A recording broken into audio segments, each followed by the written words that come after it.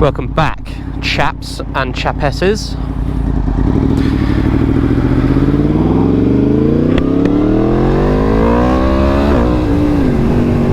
Today you join me to discuss the continuation of my Europe trip on my GS, my former GS should I say. Now, for any one of you who watched the video, and thank you if you did because it was a long one, you will know that my GS got stolen in France. My 2024 BMW 1250 GS Adventure, should I say, and be more specific. It was a great bike, really good bike, and I did the whole trip on Europe with it.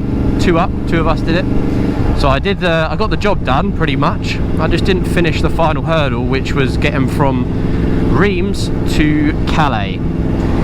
So for any of you that are interested in what happened and how it went down, what I did, and what happens if you get your bike stolen in central France or wherever the hell you are in France, stay tuned for this video and I'll go through what happened to me, and hopefully it will help you in your endeavours and your travels. Maybe it will even help you or even prevent you from getting your bike stolen. So grab a coffee or tea and I'll see you in a minute.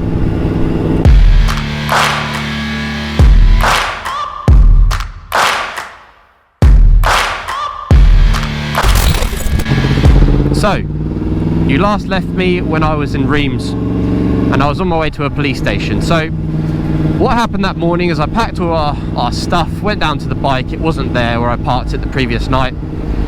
I'll put a little map up now on the screen so you can see pretty much exactly where we were parked.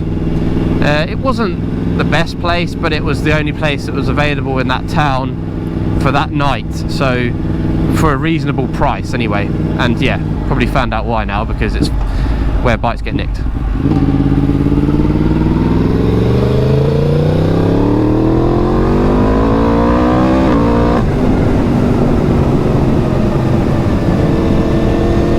This bike sounds so good. Goodwood Revival was on this weekend, I believe.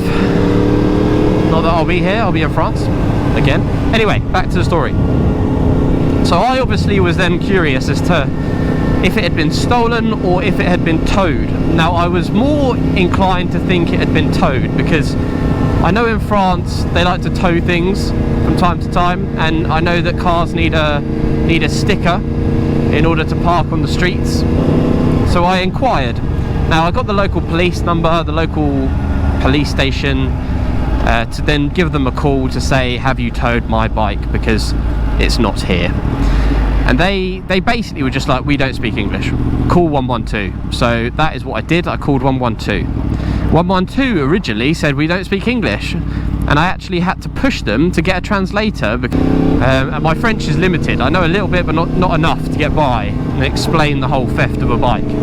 So eventually I got the translator, and they essentially said, you need to go to the local police station and you know, just tell them. So I did that, used Google Translate quite a bit in this situation, and essentially they had an English speaking policeman there. I don't know why he couldn't pick up the phone when I originally rang, but anyway, I explained to him and they were actually really helpful. Now, I don't know why, but my only experience of foreign police, and I'm talking as an English person or British person here, is foreign police can be quite harsh, not really care, not very helpful, and I guess that's the case if you're a dick.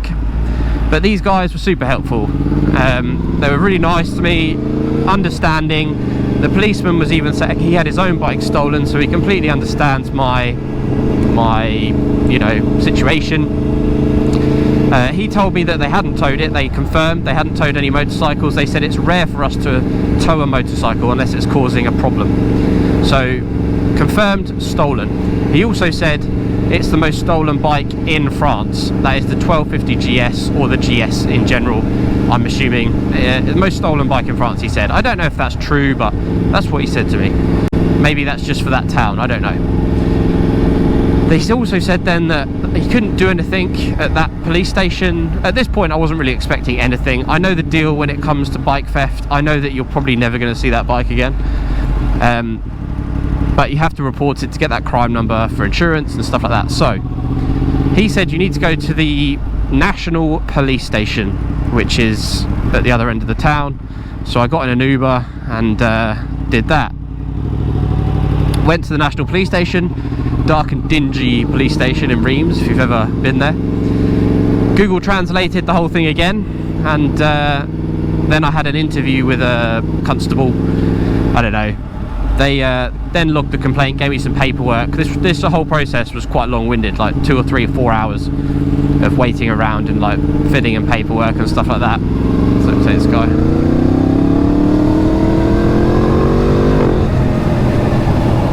So got the complaint done, got my paperwork. I then rang the insurance, said can you do anything, and they said no, we can't help you out. The bike was owned by BMW, so I rang them, they couldn't really help me out. And yeah, they said basically you're on your own to get home, and good luck. So I looked up the best ways back. There was one flight left of the day, fully booked, so that was a no-go. There was also the Eurostar, but it's like £450, and also this was when the Olympics was kicking off, so there was like some sort of protest going on in Paris. So the Eurostar you have to go to Paris and then go up. So £450, where you're not even guaranteed to get on the Eurostar because people are vandalising it and delaying it on purpose and stuff, because in France they like nothing more but to protest. We decided to hire a car.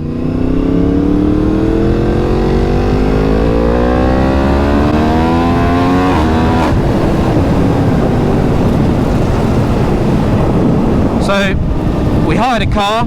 I got immediately caught speeding because I was so concentrating on just where I was going, driving a manual car on the left side, or should I say the left side, so it was all different, and then I got caught speeding. I saw this flash, and that was that. I haven't actually paid that fine yet. I don't know if it's ever going to come, but yeah, that happened. So got the ferry back home and then got a lift, essentially. There's a hire car place that goes to Calais, and then went back to Dover. First time I've ever been on the crossing from France to Dover, but that happened like that. And then it was a couple £100 basically on top of, you know, it wasn't too bad, a couple £100 plus a suitcase I had to buy.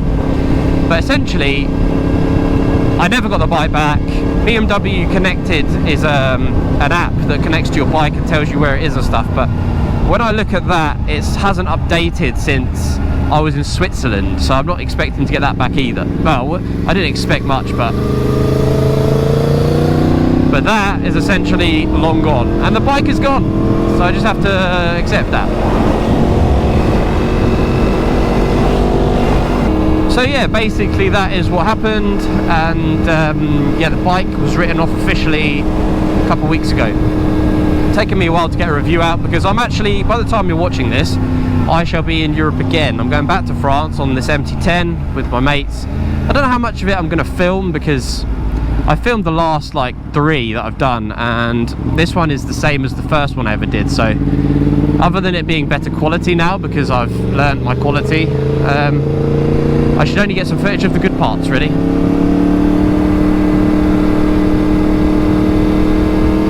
This bike is flat out. But yes guys, if you have any questions about the whole experience, or you know, whatever, then let me know down in the comments if you've had a similar experience maybe. There are definitely some things you can do to help your own situation, which I didn't and you should. I did have a disc lock on, but it made no difference. What I could have done is book a hotel with secure parking. Now, that is what I should have done. Hindsight, I would do in the future. I wouldn't go anywhere without, you know, just having a locked garage or somewhere underground parking where I can chain the bike to a ground anchor or something like that. So yes guys, when you are in the foreign countries such as France, I think bike theft is just fucking rife everywhere at the moment. Think about where you're going to park the night. Don't risk it, it's not even worth it. The ball ache is not worth it, trust me. put a good lock on, do your research in locks, don't skimp out on a cheap lock. Check out YouTube reviews of the lock you're looking at, because some of them you just literally need a pair of pliers and just crack them in half. So check that out. If you're booking in a group, maybe buy a big long wire to just, you know, take a bit of time. Thieves can lift bikes into trucks. That's what they think happened to my GS, although it was 260 or 70, 80 kilo, whatever it was. So bear that in mind as well. They can lift them up pretty easy. Just make it hard for them and park somewhere where they can't even see it, which is what I didn't do. I hope it never happens to you. I know it's happened to a lot of people because it's a bike, but hopefully you never have to experience it.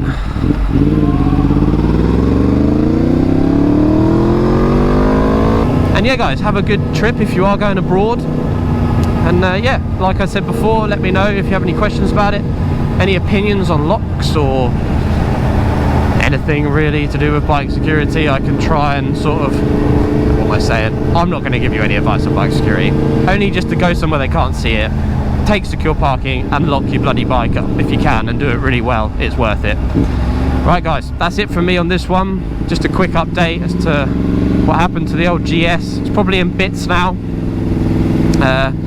or being driven around on the back wheel by someone in flip-flops. Who knows? Ride safe. See you in the next one. Ciao for now.